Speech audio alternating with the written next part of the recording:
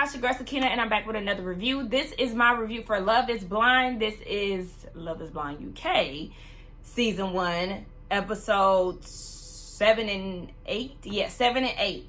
I just got back home from Ohio yesterday. I actually filmed some of this while I was at my dad's house, but I just was not in the mood to do anything yesterday because I had work that was kind of irritating me a little bit. I had a therapy session and I had to catch a flight. And so I was like, you know what? This downtime that I have, I'm just going to use it as such and not do anything. So I ended up deleting the video and just calling it a day. Anyway, let's go ahead and get into it. I guess we can get into this hair real quick too. I just blew it out and I'm waiting for it to revert because when I blow my hair out, I find that my fro is just a lot better. It's a lot voluminous and whatnot. If you follow me on my Instagram, I kind of broke that whole reasoning down. But yeah, that's what I'm just waiting for it to kind of shrivel up and be just big and nice. Anyway, let's go ahead and get into it. Starting with episode 7, we opened the episode with Catherine and Freddie. Things are clearly very tense between the two of them. So Freddie wants to spend some time with her and he takes her shopping. So he's joking around with her, saying that she wears a size 11 shoe and she's really not liking that. So she's nitpicking over everything and she's feeling some type of way about it. So she wants him to be more serious because the more he jokes around, the more it just feels like a friendship versus a relationship. And Freddie is starting to feel misunderstood by her. I'm like, at this point, Catherine, you're clearly feeling some type of way. You're that pressed about his cheating past. Girl, just move on if that's the case. So they end up visiting Freddie's house. And I'm wondering why Freddie doesn't have doors on the hinges. Why are we walking through thresholds with no door attached? What's happening here, sir? But they get into his room and it looks very dainty. Okay, it looks very glamorous. He has glam decor and it looks like there was a woman's touch added to it. He claims that it had nothing to do with a woman, but I like to think otherwise because why is your room so glamorous? Like, what's happening? Catherine gives this terrible apology to him. She says that she wants to apologize for being snappy, and this is her words. I just want to say that maybe I'm sorry. Maybe? Girl, what is that? That is a half-ass apology, and I really feel like you didn't want to apologize, but you felt like you needed to, and in efforts of doing so, you gave a sloppy one. Whatever. He apologizes for pushing her buttons, and later on, they meet with Freddie's family. So his mother seems to think that he's extremely faithful, in her words, and I said, oh, you don't know that your son was definitely in these streets once upon a time, so he's not as faithful as you think he is, but okay. Freddie asked his brother, his brother has Down syndrome, so he asked his brother to be his best man, and then we see his brother-in-law ask him about living in London and how everything is with them two being together. So Freddie did admit that there was some clashes between the two of them, and Catherine was like, yeah, because you like to wound people up. Now, his sister wasn't really taking too kind to Catherine's responses. The way that she was looking, I said, I don't know. The sister is giving, she's still trying to feel her out, but she's also not liking what she's seeing. So she decides to pull him to the side because she's noticing that her brother is a little bit more reserved than usual. So he tells her sister that they do have some challenges in their personalities. Freddie is happy-go-lucky. He likes to joke, but he's also a homebody, and he likes to stay in the house, whereas she likes to go out more. So the sister was like, look, I know you might be tough on the outside, but you real soft on the inside. And she's questioning, and he's questioning whether or not he's good enough for Catherine, but the sister is like, maybe she's not good enough for you. And as I'm noticing, this seems to be a running pattern with people who interact with Freddie. They start to question whether or not Catherine is actually good for him. This is not the first time we see this within these 2 episodes. And I'm like, yeah, it's starting to look really shaky between the two of them as the episodes continue. So we get to Demi and Ollie, and they're getting ready to meet her friends. And she feels like if she gets the okay from her friends, then she'll be ready to introduce him to her family. So the friends start asking about the experience in the pods and if there were any people who liked the same people. And of course, Catherine and Demi liked Ollie. And they talked about that, but Demi said clearly our connection was stronger. So the friend asks about the things that they have in common. Have they discussed kids? And Ollie says that yes, he does want kids. He's saying this out of his mouth. But Demi interrupts him and was like, yes, I told him about my endometriosis. And he's willing to adopt because his mother is adopted. And I'm like, look, girl, you didn't even allow him to answer it for himself. You have to allow him to speak. And whatever he says to his friends, he'll say, because it's going to give off that you're trying to steer the narrative, and that's not going to be a good look. But he ends up getting the okay and the approval from her friends thus far, because she had a male friend and a female friend there, and the male friend was like, yeah, you all right so far. And I said, okay, I'm glad that he said so far, because little do you know, we all side-eyeing the hell out of Ollie. But once they get along to themselves, he admits to her that he has ADHD because she's picking up on some of his impulsiveness, some of his pacing back and forth. These are symptoms that she's noticing, and that's when he opens up. He did tell an ex before, but he really hasn't told too many people about it. And she gives him some words of encouragement. But to be honest, I don't see it for Ali anymore. I just don't. And I don't see it for my hair. Like, I wanna cut this. Like, I just want to cut this. I need to trim real bad. Moving on to Jasmine and Bobby. He's more conscious these days about his screen time because she got on him about it before. And she does admit that she's a bit insecure around him due to her past relationships. Social media played a big role into that, and it affected her past. So she's hoping that Bobby doesn't have any skeletons in his closet, because she would hate to have to bring out the firecracker side of her. But I'm like, yeah, Miss Ma'am, therapy. Therapy. Y'all need to get those insecurities worked out before y'all jump into a relationship, okay? That's just too much. She also said that she found a music video of him on Instagram. I mean, not Instagram, YouTube, that he did years ago. He was real booed up with the video, girl. And I'm like, girl, what's the problem here? I'm not really understanding, because she said being in the real world, it has brought out a lot of her insecurities. And she used to check followers. She used to check who's liking who's pics and all of this stuff. And she doesn't want to bring that into this relationship. Girl, please don't. And definitely don't allow this old music video to get in the way of what y'all got going on right now, girl. Them insecurities is popping out a little too strong, and I don't like that. Moving on to Maria and Tom. She doesn't like the fact that he's judgmental, but she's willing to move on. And he's getting ready to meet her family. And she said that she's very proud to be Muslim, and she has to let him know. The PDA, I'm not really used to that. But you really don't need to be doing all of that in front of my family, just as a sign of respect. He really doesn't understand it, but child, that's just the way that they are. So she said that her religion has affected her dating life in the past, and that she wonders, she would worry about what her dad would think about Tom. So he was like, well, what do you think your dad would have thought about Love is Blind? Just the experience in itself. And of course she gets emotional, and she says, it sucks because he'll never meet her husband. And Tom thinks that him and her dad would have got along because, they share similar mindsets, kind of the way that he views how him and her sister would get along.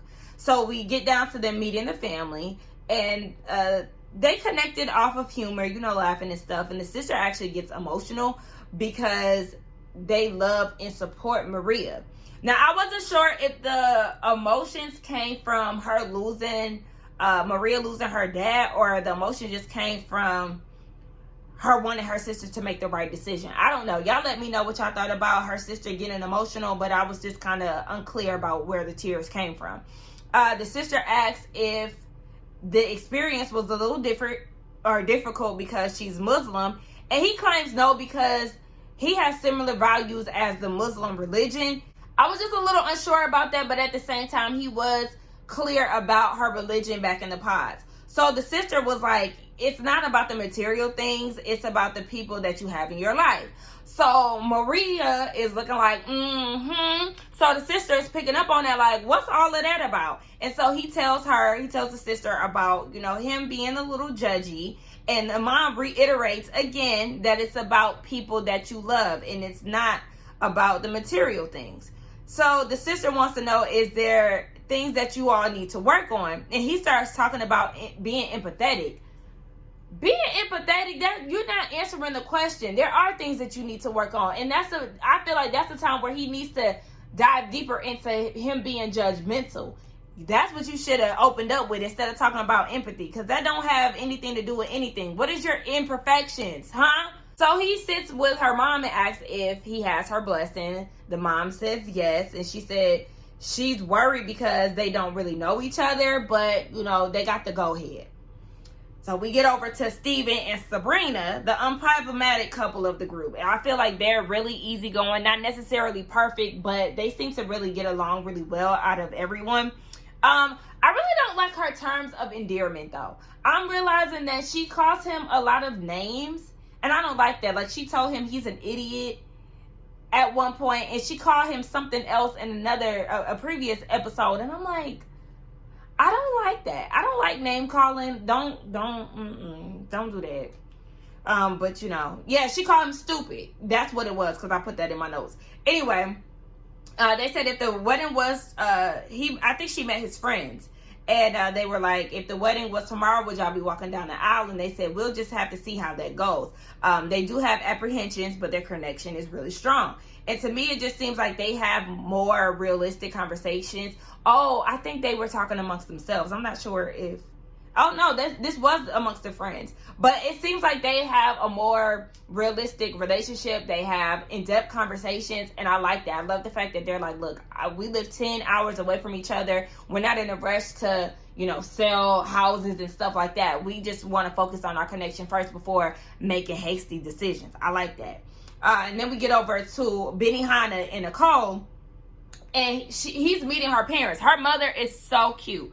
A very beautiful woman, and she's nervous because her parents already don't really trust her judgment like that, so she really doesn't know how this is going to go. And I'm like, yeah, I noticed that y'all didn't bring up your first choice, Miss Ma'am, which is Sam. I know this ain't about Sam, but I mean, I guess it would be a little best to kind of just skip over that, because it would cause more judgment on the parents' end. But yeah, I just peeped that they did not bring up Sam whatsoever. But after the parents meet Benaya, Nicole is feeling like, yeah, we're definitely about to walk down this aisle. And I was like, ooh, okay, but these previews are showing otherwise. So let's just move on into episode 8. Benaya and Nicole, they're definitely comfortable with each other. And she said that she does want to get closure from Sam, and she wants to return the ring and a bracelet that he gifted her. So Ben is not really happy about this. He really feels like you shouldn't even talk to him because he was disrespectful to you, and I've seen and I've heard some of his actions towards you. And he said that he wasn't going to interfere with that, but he really wants her to think about it. And he got emotional. He started crying. I'm like, are you letting this man get to you that much? Like, you need to chill out. It's not that deep. Unless this man has said something that we are not privy to, I'm gonna need you to calm down. So Tom and Maria, he's worried. They're having a conversation at home, and he's worried because basically his mom is not showing up. She does not understand this process, and she wants no parts of it. It also sounds like this is going to impact their wedding day. So we get down to the moment that we all been waiting for. The pod squad all gets together, and that's when the couples and the people who didn't make connections all mix and mingle together. So Demi and Ali, they're definitely better this go round. There's a bit of PDA. It looks like at one point she did try to kiss him, and he really wasn't going for it. I don't know. But what we do know is that they did smash. So yeah, things are a bit different between the two of them. Now Tom is talking to Benaya, and he's telling the story about how him and Maria went to dinner the night before, and that she basically I think he paid for dinner. Yeah, he paid for dinner, and then the next day she offered to get breakfast. And she then communicated to him later that day that during this courtship phase, she's not used to paying for anything. And that's actually embarrassing. If her mom found out that she was paying for meals, she would be upset. And so at this point, he's questioning if they're really ready. I don't know. I was confused by this whole story because the way that Tom kicked it, Maria offered to pay. But then it sounds like she regretted stepping up and, flipping the bill because that's not really how she gets down. I don't know. How y'all feel about that? I mean, for me, I just kind of feel like if you wanted to pay, have at it. But honestly, I do allow the man to pay up until we get established. Like, once we get established, then I have no problem flipping the bill and, you know, offering to pay, whatever the case may be. Of course, I want you to spend your money before me. But yeah, if I want to pay for something, or if we going out or whatever, I have no problem paying for it. But that's only when we're established. I'm not doing that with no guy I just met and that's trying to get with me. Anyway, Kat tells Maria that she wants Freddie to be more affectionate with her. And she feels like their love languages are different and that's a struggle for them. Again, I said it's very clear that there's issues amongst the two of them. It's tension, even in the room of them being around everybody. They're really not stunting each other. Now, Benaya, he's expressing how he is not excited to see Sam. And at this point, the pod squad is starting to come in. One of the pod dudes, he asked Ali, if another woman came in and got your attention, would you leave Demi? And he claims no. I said, okay. And then we see Natasha and Charlotte come in. And Charlotte is fine. I don't remember her in the past, but she is fine. She's cute. The outfit that she had on, the little orange dress. I said, okay, Charlotte. Girl, you look good. And Ali likes to think the same because he spoke on it. And I was like, see, here you go again. Always doing something unnecessary. You did not even have to speak on how she looks. You're doing nothing but embarrassing Demi and piling on more insecurities. Because one thing about it, the pod squad, once the relationship is established, a lot of them hang out, whether they got connected or not. So, okay. Meanwhile, Demi, she's feeling like, you know, the old her is coming back, and she thanks Ali for that and being a supportive partner. Again, they are showing a bit more PDA this time. So, girl, if you like it, I love it, Demi.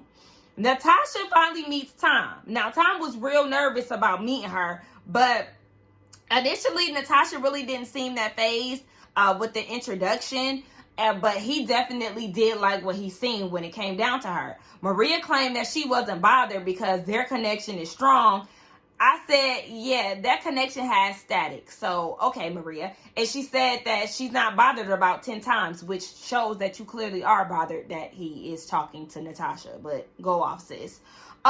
Sam comes in looking like the Jolly Green Giant. That man is towering over everybody. I'm like, goodness gracious, he's as tall as hell.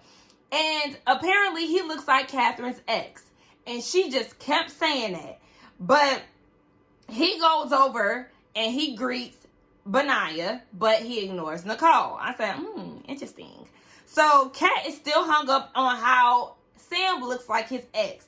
And she's talking to Freddie about it. And she asked him what his thoughts were of the other ladies. So he goes and says that Charlotte is nice. He said it 5 times. She's nice, nice, nice, nice, nice.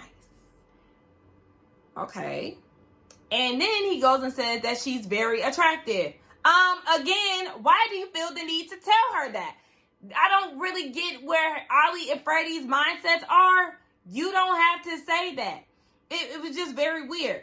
So now at this point, Catherine is annoyed by this because she feels like, you know, it wasn't necessary, and they start playing this stupid game of tit for tat. He says that she clearly finds Sam attractive if he looks like her ex. And so I'm like, yeah, y'all are doing this a little too early on in the process. Both of y'all are in the wrong, and I don't want to watch this. So I don't really want to watch it unfold, a toxic game, because I already spotted that Catherine is toxic by her feeling the need to bring up what Ali discussed in the pods. Now, Sam is confused. He wants to know why Benihana is acting the way that he is, and he's talking to Ali about it. And Ali is like, yeah, I don't really understand why you getting a bad rep. And Sam said that he ain't done anything to nobody. He ain't said or done anything negative. And I will say, I mean, I haven't really heard him bashing anybody per se, so I will give him that. So he pulls Nicole to the side, and they have a conversation. And he wanted to know if she made a mistake with picking him, which, you know, was misleading, or did she not know that Benaya was the one at the point of choosing Sam? So she said that she did feel like she loved Sam in the past. So then it's revealed that she actually wanted to sleep with Sam on the first night. And I said, oh, wow. He didn't want to, but she did. And she even kind of like admitted it as Sam was saying it. She was like, yeah, you know, and I'm like, oh, okay, Nicole. So, I mean, my thing was, it seemed like she needed some physical, according to Nicole, it seemed like she needed something physical to figure out if there was actually something there. Maybe like physical touch. I don't know. But I just feel like the way that he was over talking her made it seem like it was like something that he had in his back pocket to throw at her. I don't know, because it just makes me kind of side-eye Nicole a little bit, because remember she just told Benaya that she's very intentional on who she sleeps with and she doesn't really like to move fast, but you wanted to sleep with Slimy Sam. Okay. She said that she didn't feel any genuine care for him, and at that point she returned the jewelry that he gave to her, and she said that she doesn't want that to burden the relationship that she has with Benaya, which I could respect. So she goes back to Benihana, and he's still talking about how Sam is a bad person because Nicole said, you know, he's a nice guy, and he didn't like that. So at this point, he just lashing out. Like, how dare you call him a nice guy? Sir, I'm going to need you to pipe down. Because one thing about it, Nicole wants to leave Sam in the past, and you keep bringing up all these negative things about him. It's not going to serve any purpose. Move on like she wants to. Now, the two men go and have a conversation, Sam and Benaya. And Benaya is like, I think that you have ill intentions, and I'm very protective of Nicole. So Sam is calling Benaya bitter and was like, you're looking for something. So then Sam drops the tea that Nicole wanted to sleep with him the night that she stayed with him.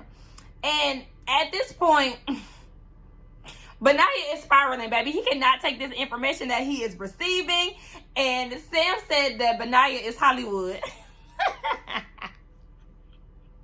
I'm sorry, but I actually did laugh. And I wasn't mad at Sam for bringing this up, because it's like, you do want a problem with him. You don't need to be all rah-rah. Y'all wasn't even that, you know, y'all wasn't going back and forth with each other in the pot. So, you're kind of annoying at this point, Benaya. I'm sorry. All this overly protective stuff that you're trying to pull, it's not necessary. Nicole, she handling her own, and she actually wants to move forward, but you want to keep talking about it. Like, you got the prize. What's the problem here? Like, you come off more bothered than Sam does, so you actually look like a fool. Anyway, Catherine is annoyed by Freddie, and at this point, she wants some get back, and he's not making her feel reassured, so she moving on to flirt with Sam. Now, she's extremely touchy with Sam, which I felt was extremely inappropriate, because if Freddie was doing that to somebody else, girl, you would definitely be crying in a corner somewhere. And so she asked about the ring that Nicole gave back and was like, this is the ring that I wanted. Girl, where are you trying to get at? And then she says that she wanted, you know, if he ever wanted to talk, hit her up. She's in London. And again, she mentioned that she wants the ring.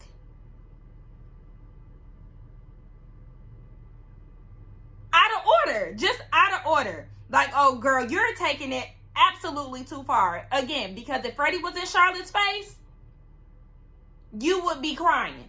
I told y'all she doing all that getting mad because he cheated and stuff, but she gives me cheating vibes. Look at how easy it was for her to play in Freddie's face and be all up in Sam's. No, ma'am. I feel like you got a cheating spirit too. So, Tom says that Natasha is more glamorous than he thought. He's still thinking about her. I said, look at him, caring about image. Oh, but Maria in her profession is shallow. Okay. So Natasha tells Tom, yeah, you're definitely a lot more put together than I imagined you to be. And so he goes on and tells her about being unsure about saying yes to Maria.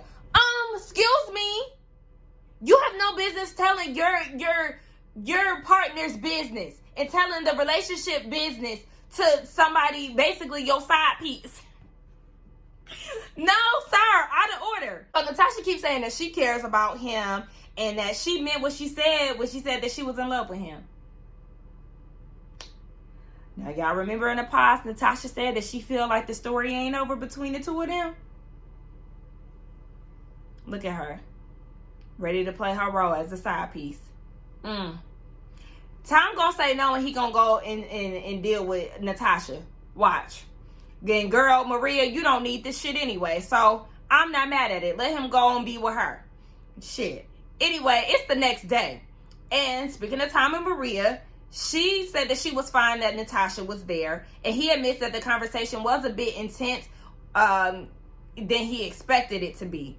And I said, yeah, that's because you over there talking shit and expressing to her the issues that y'all have in y'all relationship, idiot. He also tells her, too, that, yeah, she said that she was still in love with me. I said, oh, of course Maria does not like what she hears. And I said, yeah, I get that, but would you feel comfortable if Maria wasn't around with her saying all of this? Because he's kicking it to her like he had a problem with it and he was uncomfortable. And yeah, he may have been a little uncomfortable, especially knowing that she was in such close proximity. But I feel like he would have been okay with it if she wasn't around. But that's just me. Moving on to Ben and Nicole. Ben is acting like Sam was bashing Nicole, saying that he was saying some derogatory things. But to me, I just feel like Sam was just trying to get Ben off of his back because he was definitely coming for Sam. And I hate to even sound like I'm caping for this man, but honestly, I do feel like Ben is doing too damn much, okay? So he feels like the things that Sam was saying should have been kept in private. And Nicole isn't fazed by this in the slightest. Like I said, he needs to inherit that same energy. We move on to Sabrina and Steve, and they go and visit Belfast. That's where her family is. He loves it, but again, they're not in a rush to change location. The place looks very beautiful, or, you know, the beach side that they were at. It looked very calming, very nice, very green, very blue. The colors were very vivid. And so he meets her family, and they find out about the proposal. They had no idea. So Stephen tells her mom about his background, and they talk about how much they align. And the sister in her lip ring, oh, y'all, I'm sorry, I cannot stand a lip ring. Them lip rings right there, I can do more with these. It's not really my, you know, my favorite, but these I can deal with a little bit more, and I cannot stand an eyebrow piercing. So if any of my subscribers have that, I'm so sorry. I just don't like it. Okay, but the sister and her lip ring, they just feel like everything is too perfect between the two of them. So they asked Stephen why he did Love is Blind, and he said that's because he really wasn't connecting with anybody with the dating apps and just the overall dating culture. He wanted to try something new. And so he speaks to her mother alone, and she sees the connection between the two of them. And so far, again, he has the mother's blessing. Meanwhile, the sister in her lip ring is still trying to see if this is real love or if this is just love for the cameras. I mean, you have every right to keep your good eye on this situation because you just never know people's real intentions. So we move on to Ollie and Demi, and he's getting ready to meet her family. So they go bowling together, and, you know, Demi is really close with her dad, so that's the one she really is seeking approval from. So Ollie says that he's in love with her. And the dad says that Demi is a social butterfly. So do you have any problems with her doing her own thing? Because she got a lot of friends, male and female. And, you know, she likes to go out. And he says that, no, he doesn't have a problem with that because he has his own life. Okay. You better not have an issue with that because, yes, it's always good to have y'all own things going on. So the dad plays no games when it comes down to Demi. Okay. They are extremely close. And the dad even gets emotional in his confessional because he hadn't seen her in a long time. And that's just his baby. And he wants the best for her. And he missed her. I love that. I love that so much, y'all. I love a good father and daughter dynamic. It's just so beautiful. But yeah, the dad gives Ollie some points because Ollie has a whole bunch of sisters. I said, not too much, not too soon, because he is questionable. But anyway, we're going to move on to Freddie and Catherine. I think that's who we close it off with. Yeah, they close the episode off with Freddie and Catherine. And Freddie wants her to move into his spot, you know, once they move forward after they get married. And he wants her to find a job. But he said that he is concerned with all the snapping that she does. And she said that it's due to her adoption. And she said she will adjust. But Freddie's whole thing is, it's easy for you to adjust for the moment, and then once we get comfortable, revert back to your snappiness. And that does happen. So it's not like his feelings are unrealistic, because yes, that's very much so a factor to consider. And so he just feels like if that's something that you truly wanted to change, then you would have been practicing that beforehand. Again, not mad at that because he's not lying. So she feels like she doesn't actually need to change, and she's willing to do it just for him. Girl, you do need to change. If you feel like you're a little too snappy, you have some toxicity in you, you're extremely emotional, girl, these are things that you definitely need to adjust. Everything doesn't need to necessarily be changed. And I say that because if she's an emotional person and she's a crier, then that's fine. That's just a part of her. Maybe sometimes she can adjust that, because I am a crier. I'm emotional. I'm a water sign. Like I said, I made up my big three is all three of the water signs. So I cry, whether it's joyous occasions or it's sad occasions. Okay, I will drop a tear. But sometimes I do feel like, I need to adjust. Get it together, girl. Get it together. No, there's certain things that you can adjust, and there's certain things that you need to change. That snappiness you need to change. So, he says that he's also concerned that when they get married, where is his assets going to go? And he also wants to know if she's okay if he sends those assets off to his sister. Child. And Catherine is like, if you don't want to marry me, just say that. But I'm like, these are real conversations that need to be had, especially before y'all get married. I'm not mad at him for, considering putting these assets in his sister's hands, at least for the time being, because this is essentially a stranger. You don't know them. You don't know their intentions. You don't know. I feel like these things can be changed later on, switched over once he finds out who you are and if you're really there for love, and vice versa. If Kat wanted to do that with him, I wouldn't be mad at her if she wanted to make that decision. You have to protect your assets when you're moving in a fast, expedited situation like this. So yes, sign that prenup and keep it pushing. And if you don't want to do that, I don't know what to tell you.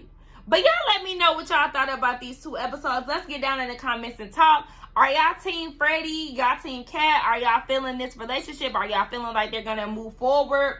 Are y'all liking this new view of Ollie and Demi that we're seeing? Do y'all feel like Tom is going to leave Maria and go over to Natasha now that he sees what she really looks like? Y'all let me know what y'all think. Let's get in the comments and talk. Please comment. Y'all don't know where y'all been at. Y'all been real. Y'all barely watching it, truth be told. But I'm reviewing it because that's what I want to do. But y'all barely commenting, and I be wanting to hear y'all's thoughts. Okay? So get down there. Don't forget to like, comment, and subscribe. And I will see y'all for episode 9. Bye.